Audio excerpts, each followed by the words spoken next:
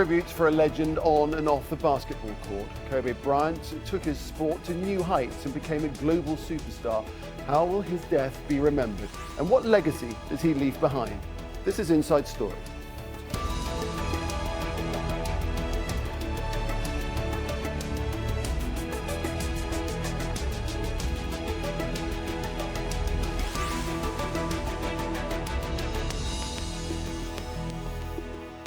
Hello and welcome to the program. I'm Nic Clark. The world is mourning the death of one of basketball's biggest ever stars. Kobe Bryant was killed in a helicopter crash near Los Angeles, along with his daughter and 7 other people. The 41-year-old's appeal went far beyond the basketball court.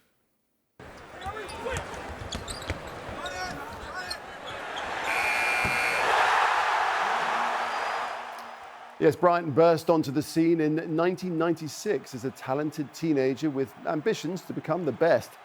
By the time he retired 20 years later, he'd done it. He'd won the NBA championship 5 times with the Los Angeles Lakers and helped to turn basketball into a global phenomenon. He was an inspiration for a generation of young players.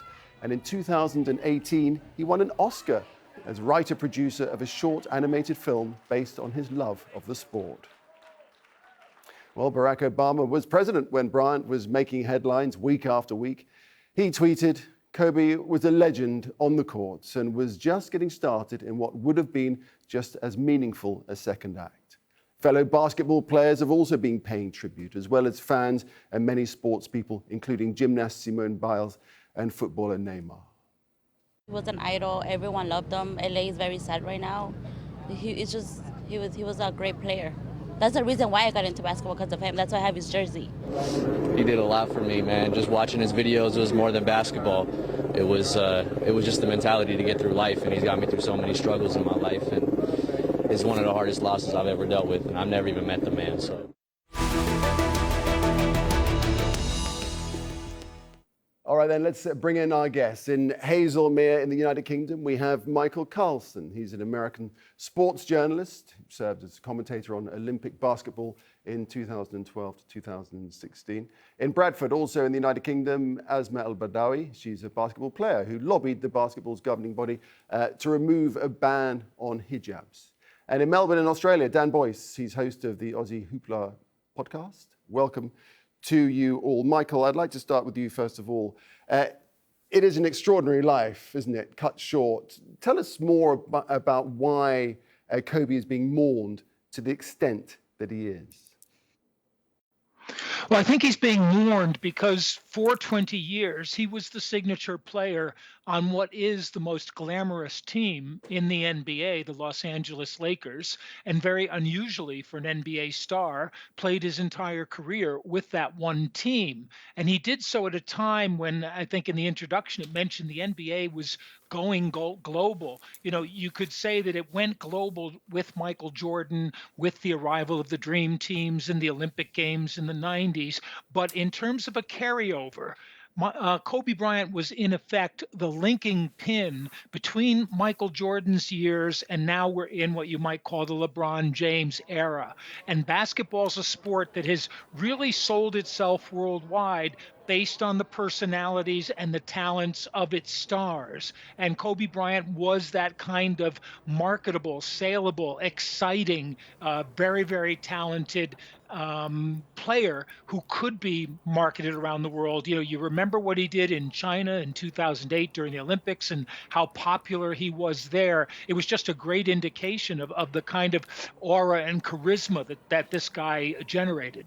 And Michael, what about Kobe, the man on the court? Just how good a player was he?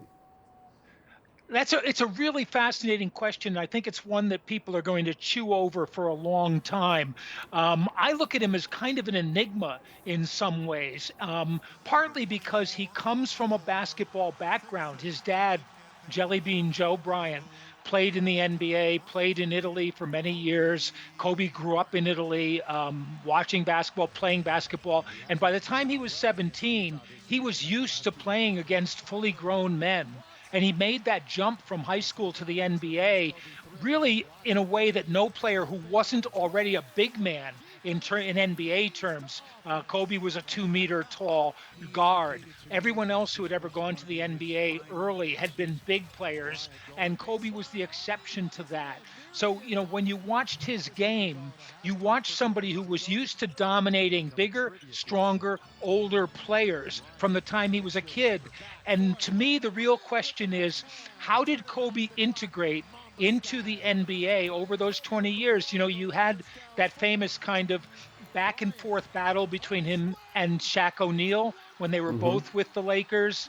Phil Jackson, when he became coach, brought in a lot of veteran role players who kind of kept those two in line, got them playing team ball. Jackson left, he came back, and they got 2 more championships around Kobe as the star. But then after that, Kobe's career seemed to be, they were still a competitive team, a good team, but it was more in terms of Kobe just flashing his individual brilliance, breaking record after record as he went on. And it's rare that a player with that kind of longevity can play at such a high level for such a long time. Right. Asma El Baldawi in Bradford in the United Kingdom, you're a basketball player. What did Kobe represent to you? Was he a particular inspiration for you? Yeah, definitely. I mean, for me, I always loved the fact that he talked about his individuality as a player. He was always compared to like Michael Jordan, and he always, said that I'm not Michael Jordan, like I'm Kobe. And for me, that allowed me to kind of actually embrace my own sort of game as a basketball player and not try to actually be like any other player. I started playing basketball so late.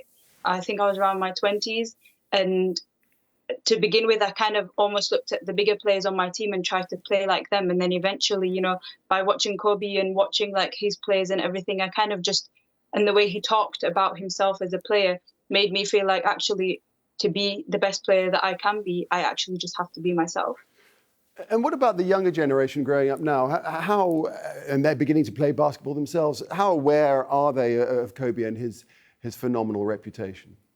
I think everyone knows of him. Like, I don't know anyone who doesn't. I'm Sudanese, and even when I go to Sudan, like if I'm just playing around and I take a shot, someone will shout like Kobe.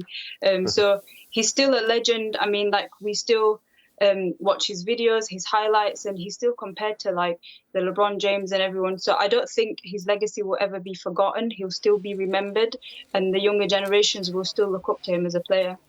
All right, let's switch over to Melbourne in Australia and Dan Boyce. And Dan, you'll know that the stories of people seeing the news while they were in the gym and feeling as if the air had been sucked out of the room. Such was the dramatic news. Similar reaction in your part of the world?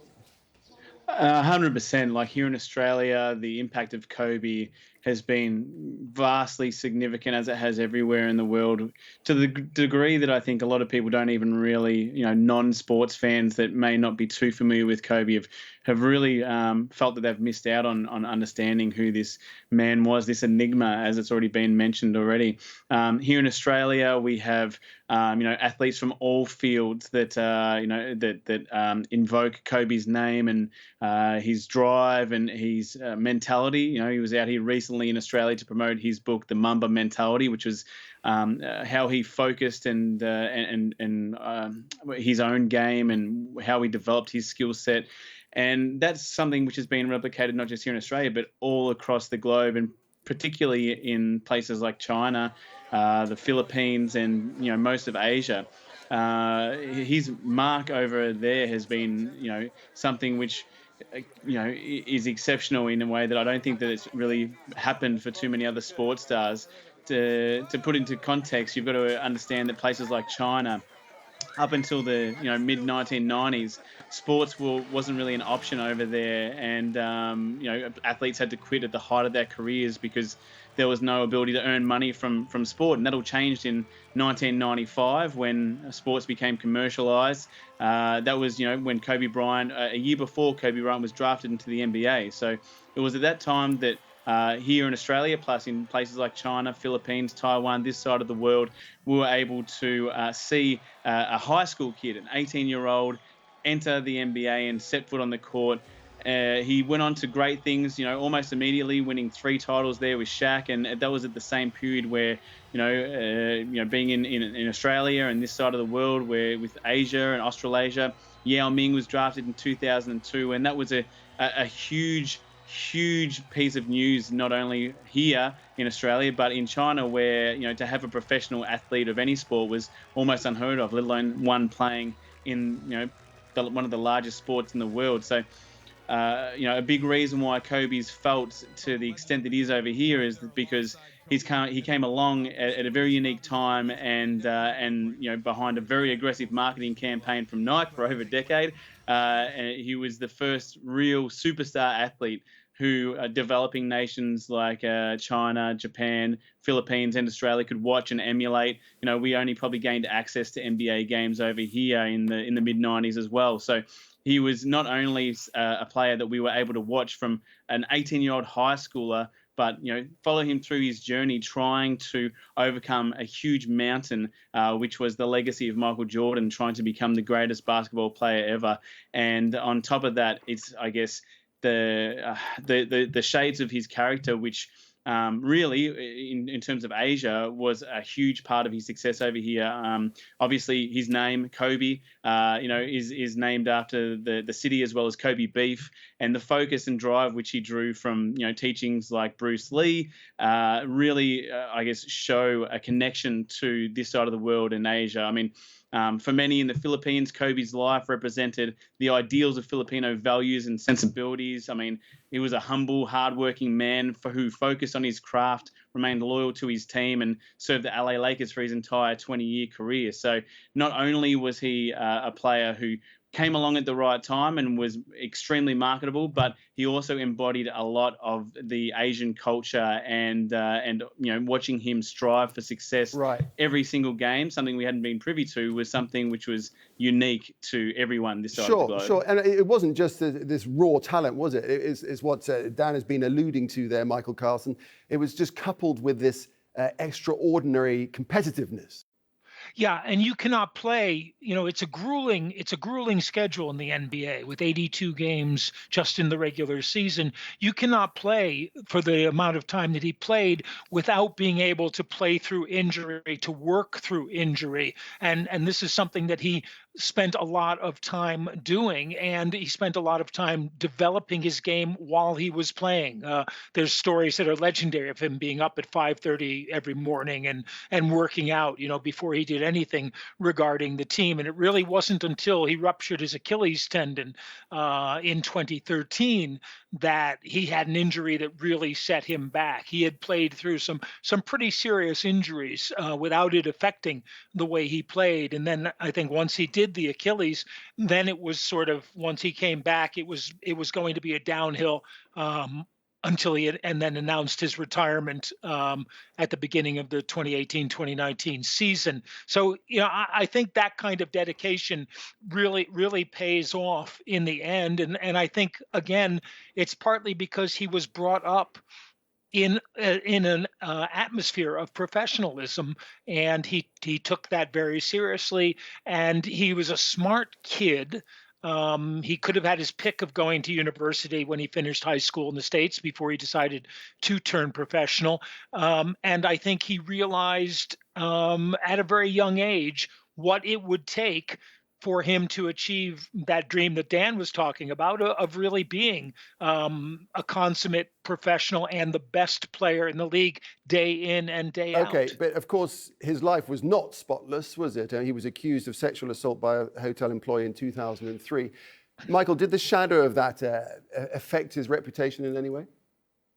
I think it did at the time. And what you had here was a classic kind of he said, she said dispute, which in the end, the woman didn't press charges because she was going to be facing both a media and a legal avalanche. But I think what came out in the end was that he realized that what seemed to be a case of a consensual relationship that went unconsensual, and he wasn't willing to accept that at the time. I think he realized that he had, A, made a bad mistake with that, and B, made an even worse mistake with his own life. He was only, recently married.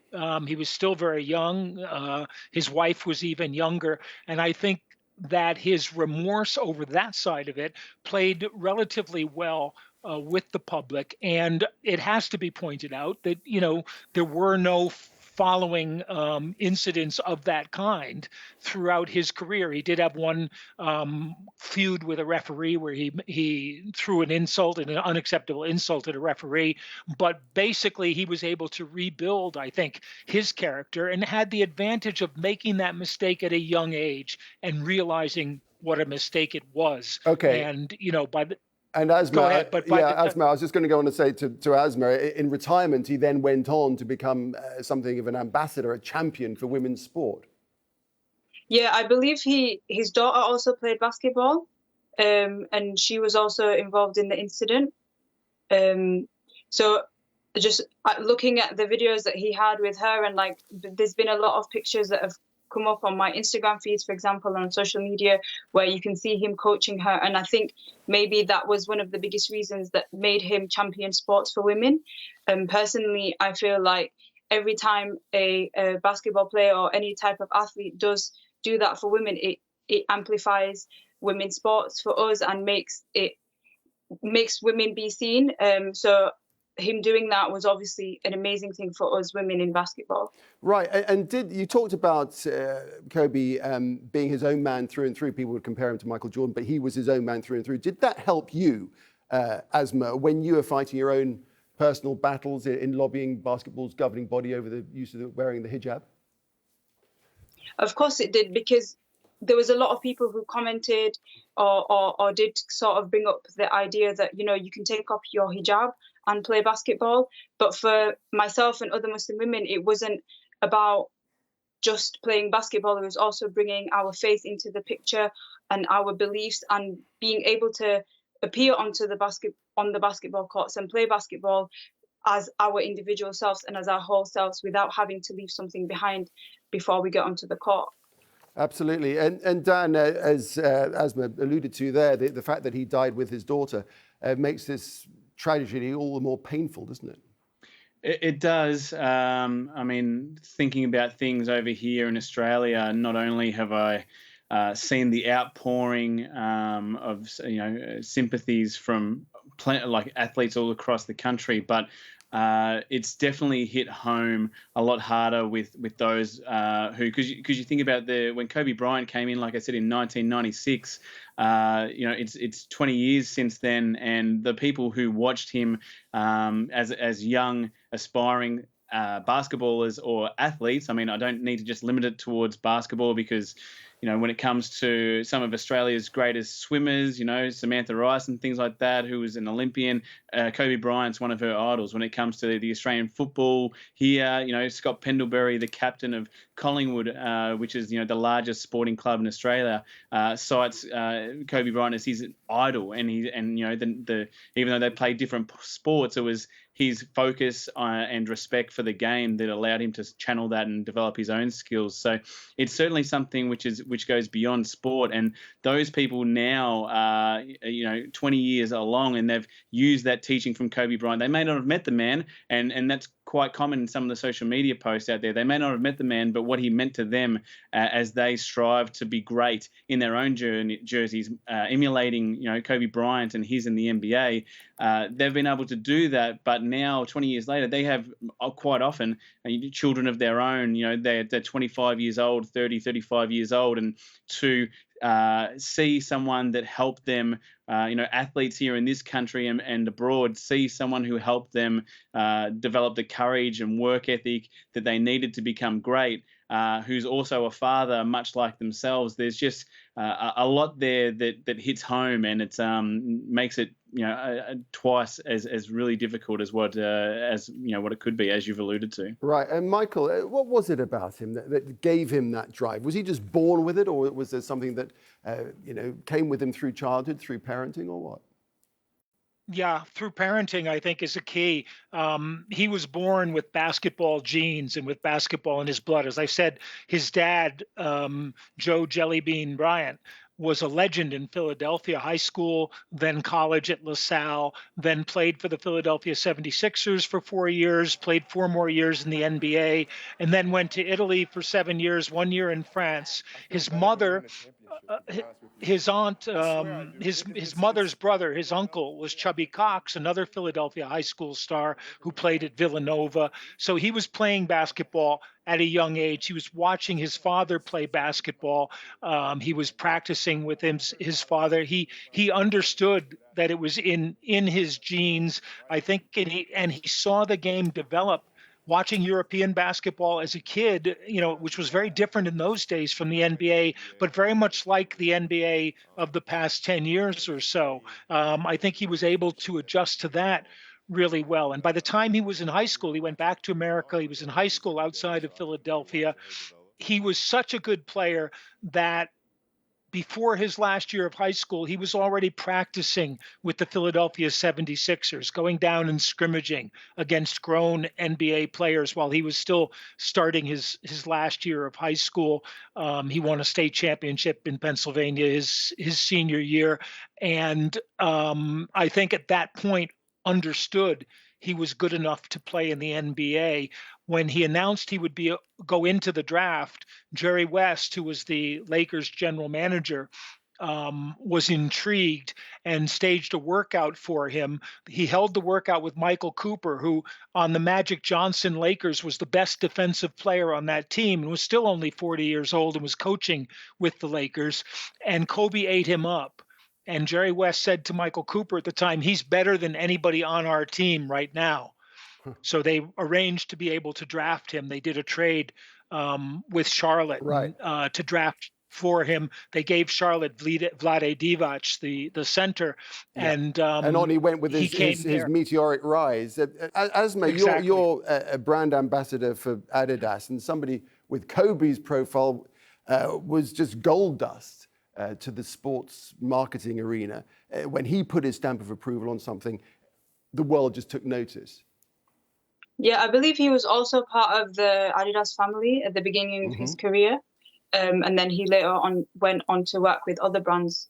But of course, like when you work with brands, I feel like it amplifies your voice even more because, like nowadays, for example, I'm pretty sure he had like Kobe shoes that you could just wear and merch and stuff like that. And I think you feel like you're part of this person because you're able to wear their shoes, wear their trainers, tops, etc. So you kind of buy into the ethos and that the player, if that makes sense, and their values and beliefs. And like my whole entire basketball career, like when I've been playing with different people, there's moments where like if someone takes a shot and it's a great one, like someone will just shout Kobe. So he had a different level of game and everyone knew it, and it was recognized even on court when you play and you did something that was slightly different, like someone would sort of allude to, that was a Kobe move. So I do think, obviously, him working with brands and all that kind of stuff did amplify his voice and allow him to reach audiences all over the world. Right, and Dan Boyce, we're running out of time now. I've only got a minute or so left, but a final thought from you on how you would sum this man up and the legacy that he leaves. Yeah, I think where he stands in terms of the greats of the NBA can be debated. He's certainly someone up there that you can't deny is spoken about in the same breadth as the greatest, the Michael Jordans, the LeBron James and things like that. So he's definitely in the conversation, and that may, how that sort of pans out over the next couple of years will be interesting to see. But what he definitely did deliver is that in a time where ESPN allowed us to see, NBA games on a weekly basis across the world, and at a time where commercialism and the marketing juggernauts of Adidas or Nike was able to promote Kobe Bryant across the globe, both here in Asia and everywhere else for that matter, it gave us an opportunity to see a high school kid try and accomplish something that had never been done before, and that's be the greatest basketball player in the world. Okay, well, and his whether he legacy fell short of that will or only not, we Kobe Bryant's legacy will only grow given the untimely nature of his and manner of his death. We appreciate your time, everybody. Thanks very much indeed for joining us. Michael Carlson, Asma El-Bardawi, and Dan Boyce, thanks very much indeed. And you can see this program again anytime by visiting our website, aljazeera.com. And for further discussion, go to our Facebook page. That's facebook.com/AJ Inside Story. You can also always join the conversation on Twitter. Our handle is @AJ Inside Story. From me, Nic Clark, and the whole team here, it's goodbye for now.